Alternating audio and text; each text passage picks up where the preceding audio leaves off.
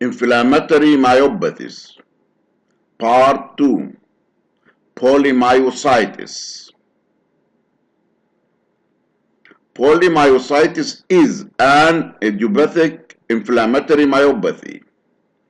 It is a cell-mediated autoimmune disorder in which cytotoxic CD8 positive lymphocytes and macrophages invade and destroy myofibers expressing MHC1 antigens. It is a diagnosis of exclusion. It has an incidence of 0.5 to 8.4 cases per million people. It is more common in women. Women to men ratio of 2 to 1. Peak incidence is between 45 and 60 years. Childhood polymyositis is very rare. Etiology. The exact etiology is idiopathic. Certain viruses have been linked to this disease, such as HIV and simian retrovirus. It can be a part of paraneoplastic syndrome associated with certain types of cancer, such as lung cancer and ovarian cancer. It may occur in association with other collagen disorders, such as systemic lupus erythematosus and rheumatoid arthritis. Clinical features. It is characterized by progressive symmetric proximal limb muscle weakness with insidious onset, myalgia, and tenderness. Dysphagia is present in 1/3 of patients and is due to esophageal skeletal muscle involvement. Involvement of organ systems such as the lung, heart, and kidneys is uncommon. In occasional cases, the myopathy may precede diagnosis of the tumor by months or even years. Laboratory studies.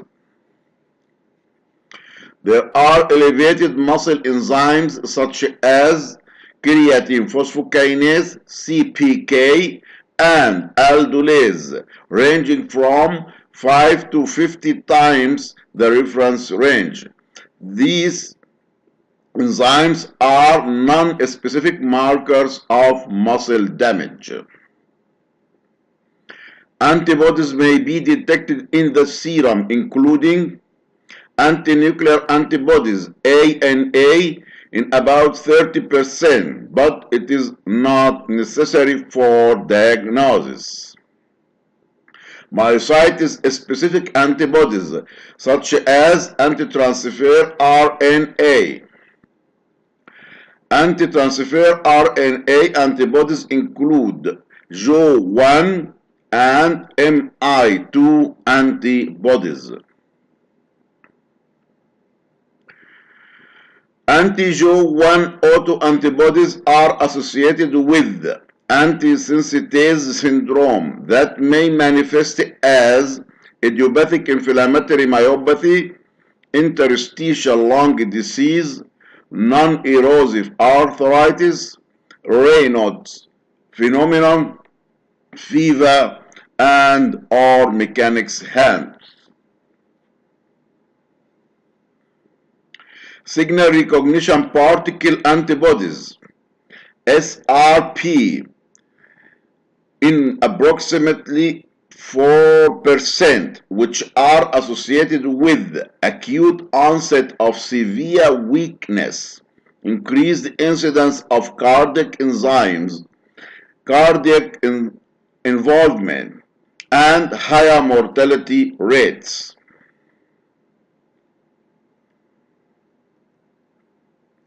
Investigations.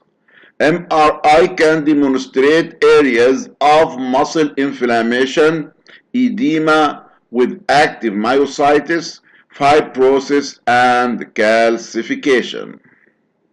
MRI is non-specific and may not distinguish the changes of inflammatory myopathy from those that occur in rhabdomyolysis, muscular dystrophy, or metabolic myopathy.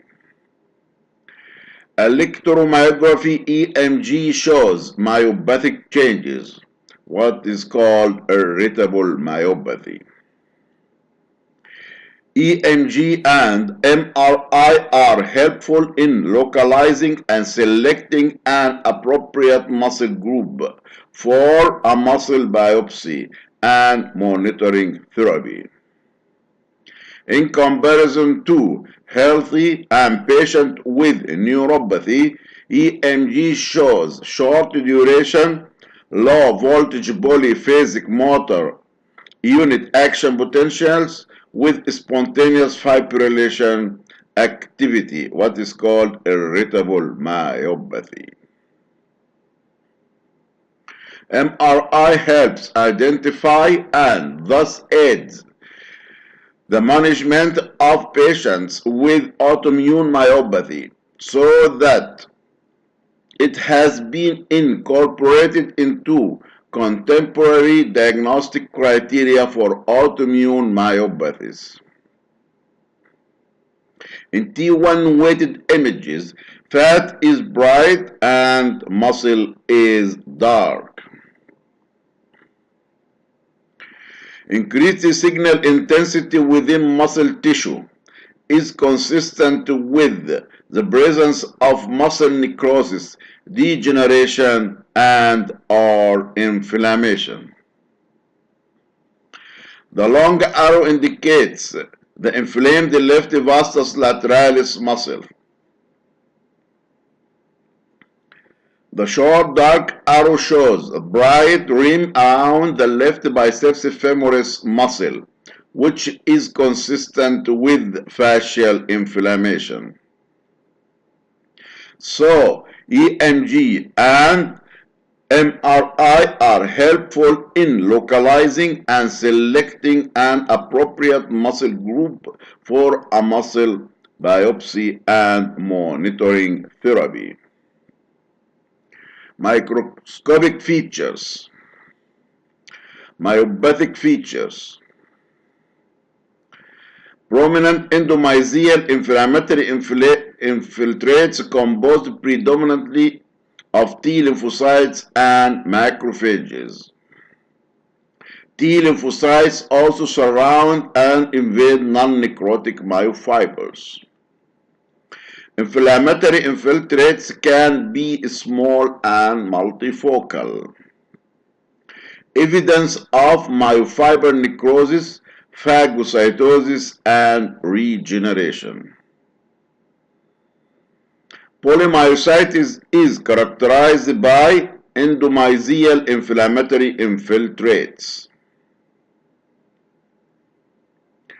H&E stained section of skeletal muscle reveals prominent endomysial inflammatory infiltrates that focally invade non-necrotic myofibers. Internal nuclei are common, and vesicular nuclei are present in almost all biopsies, particularly in basophilic regenerating fibers. Moth-eaten fibers or fibers with core-like areas are also frequent, and fiber splitting may occur but is not often a prominent feature of polymyositis. Immunohistochemical studies for CD3 T lymphocytes and CD68 macrophages are useful for identification and localization of inflammatory cells. CD8 positive T lymphocytes predominate. Major histocompatibility complex 1. MHC1 is abnormally upregulated on the sarcolemma of myofibers even in areas devoid of inflammation. CD8 immunoreactive T lymphocytes are the predominant component of the inflammatory infiltrate. Immunolabeling of MHC1 in a control shows labeling of the blood vessels only. In a case of polymyositis, it shows intense labeling of the sarcolemma of all fibers. Electron microscopy shows a cluster of concentric laminated bodies. The laminated bodies enclose glycogen. Connection occurs between some bodies. Mitochondria are associated with the cluster. Differential diagnosis. Dermatomyositis, inclusion body myositis, drug-induced polymyositis, statin-induced necrotizing autoimmune myopathy, granulomatous myositis, limb-girdle muscular dystrophies.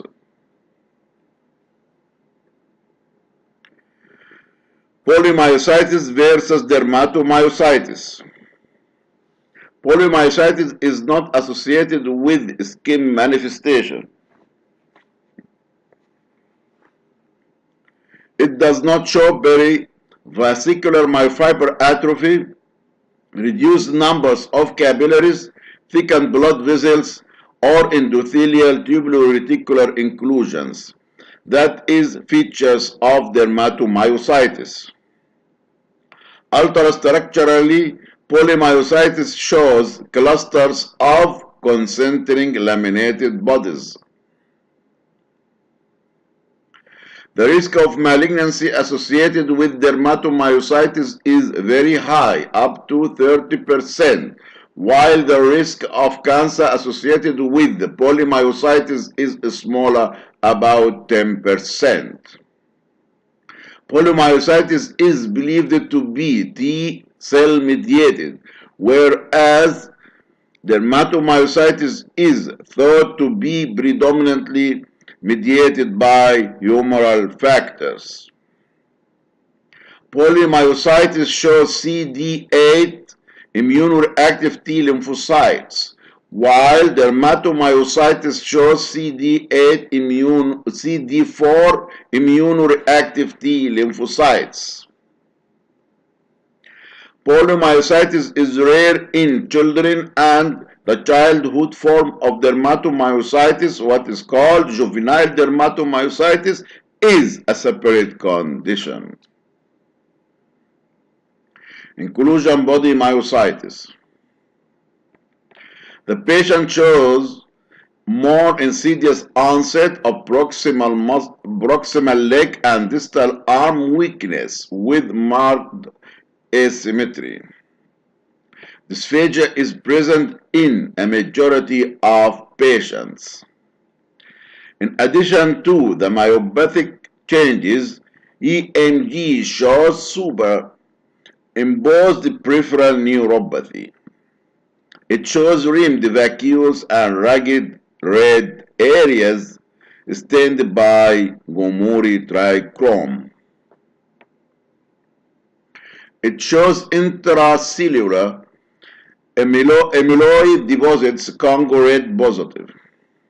It shows eosinophilic intracytoplasmic inclusions. Electron microscopy reveals 15 to 21 nanometer tubulofilaments in the sarcoplasm and structurally abnormal mitochondria. It is refractory to immunosuppressive therapy with a slow progression to disability, while the majority of the polymyositis is responsive. Drug-induced polymyositis. It is clinically similar and histologically identical to idiopathic polymyositis. Drugs such as phenytoin, angiotensin-converting enzyme inhibitors, statins, and colchicine can cause chronic inflammatory changes consistent with polymyositis, so that there should be a history of drug taking. The CD8 positive MHC1 complex, it means MHC1 along with CD8 positive cells, is specific for the inflammation in polymyositis and inclusion body myositis, and needs to be incorporated into the histological evaluation of patients in effort to rule out the secondary inflammation seen in various dystrophies or toxic myopathies. Statin-induced necrotizing autoimmune myopathy, NAM. It may precipitate conditions typical of polymyositis and dermatomyositis. It is characterized by scattered fiber necrosis, macrophage infiltration of necrotic fibers, and numerous regenerating fibers but without MHC class I upregulation, but deposition of complement complex C5p29 in capillaries. It shows no to minimal inflammation around non-necrotic fibers. It is principally humorally mediated with autoantibodies to the statin target enzyme HMG coenzyme A. NAM are also associated with anti-signal recognition particles, anti-SRP autoantibodies, and with malignancy. Muscle weakness is often severe, which is proximal in some cases, also distal with high CPK level. CPK levels more than 3,000 international unit per liter. There is often a poor response to steroid treatment, but other immunosuppressive drugs may be efficient, which is often protracted. Necrotizing autoimmune myopathy. Microscopic features include moderate variation in fiber size, necrotic fibers, regenerating fibers, and many macrophage infiltration. So it is characterized by degenerating and regenerating fibers with no to minimal lymphocytes infiltration. Granulomatous myositis. It is a rare condition usually seen as a manifestation of sarcoidosis in 10%, but isolated granulomatous myositis may occur without systemic manifestations. Granulomatous myositis may present as chronic proximal muscle weakness, or rarely as acute myositis or as palpable nodular type. Isolated granulomatous myositis could have a predominantly distal distribution in many cases and may mimic inclusion body myositis.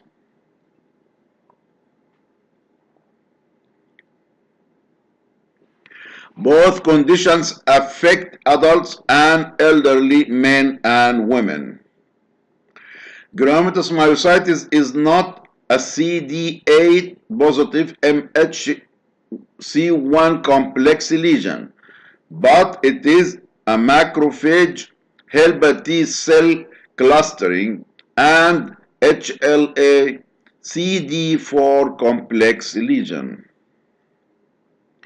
Steroid treatment is usually effective in isolated granulomatous myositis, but it has less effect on sarcoid myopathy.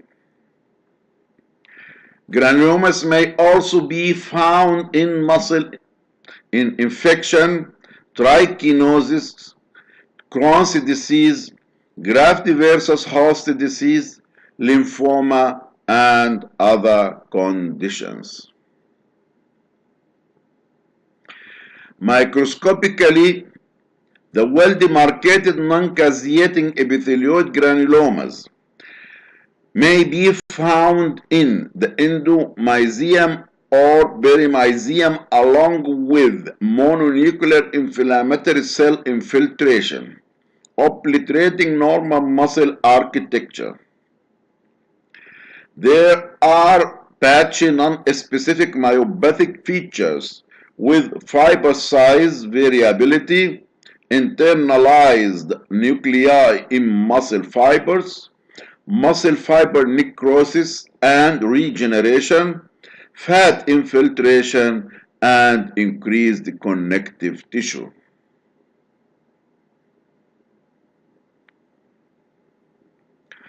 Limb-girdle muscular dystrophies. They are a heterogeneous group of genetic neuromuscular disorders caused by specific protein defects distinct from the X-linked dystrophinopathies. They may be in childhood, adolescence, or adulthood and show progressive weakness and wasting of the pelvic and shoulder muscles, and sometimes distal muscle weakness and wasting. They are grouped into autosomal dominant LGMD1 and autosomal recessive LGMD2, which is more frequent. Further subclassification is based on the involved proteins and the underlying genetic defect LGMD1 through 1H and LGMD2A through 2P. Overall pathological pattern is dystrophic, with marked variation in fiber size, necrosis, and regeneration, myofiber splitting, internal nuclei, moth-eaten fibers, and whorled fibers, lobulated fibers, and increased connective tissue. Immunohistochemical studies and special stains show reduction in or total loss of calpain in LGMD2A, reduced or absent sarcolemmal labeling for dysferlin in LGMD2P, and absence or reduction of sarcolemmal labeling for the sarcoglycans, which is seen in LGMD2C through to F. The treatment for LGMD is currently largely supportive and there is no known cure. Microscopically, there is marked variation in fiber size and endomysial fibrosis. Lobulated fibers. Increase internal nuclei more than 3%. Moth-eaten fibers. fiber splitting. In these photos, several hypertrophic fibers are seen. The fiber at the bottom and center have been split into two smaller subunits. Regenerating basophilic fibers can be seen. Necrotic fiber invaded by macrophages, hypertrophic myofibers.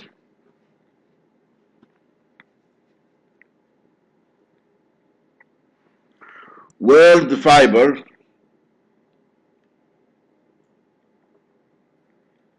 ring fibers showing striation in the peripheral zone in which the myofibrils are at 90 degrees to those in the center of the fiber.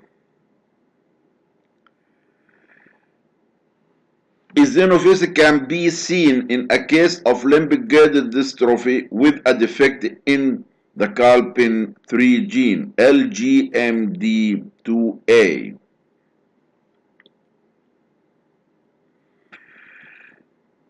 H&E stained section reveals marked variation in myofiber diameter with both large and small rounded myofibers.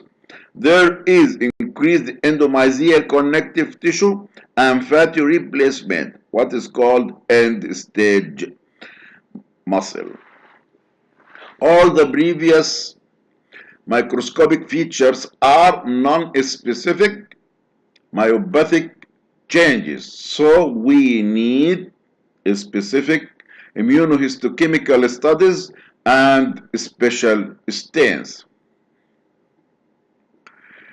Absence or reduction of sarcolemmal labeling for the sarcoglycans is seen in LGMD2C through 2,5. This is normal control showing normal immunolabeling of alpha-sarcoglycan. A complete absence of alpha-sarcoglycan from all fibers is seen in LGMD2C through 2F. There may be marked reduction in sarcolemmal labeling. Some fibers have retained moderate labeling, while others have very little. Immunostudy for dysferlin shows absence of sarcolemmal staining in a case of dysferlinopathy that manifests in early adulthood. It is the main differential diagnosis with polymyositis. Immunostudy for Merosine shows either absence or markedly reduced sarcolemmal staining in merosine, laminin alpha 2 deficient.